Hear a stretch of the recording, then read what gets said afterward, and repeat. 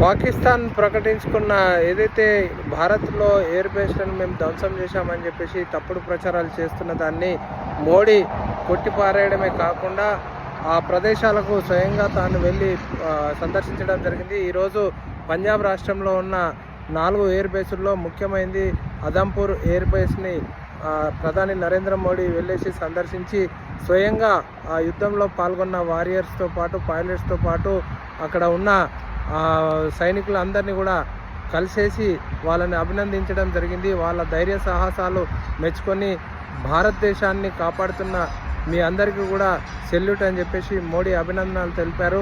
పాకిస్తాన్తో పాటు ఇతర దేశాలు ఏవైనా కానీ భారతదేశంతో పెట్టుకోవాలంటే ఉగ్రవాదం, ముఖ్యంగా ఉగ్రవాదానికి సంబంధించింది అంతం చేయడమే భారతదేశ లక్ష్యంగా పెట్టుకున్నట్లు మోడీ ప్రకటించడం జరిగింది.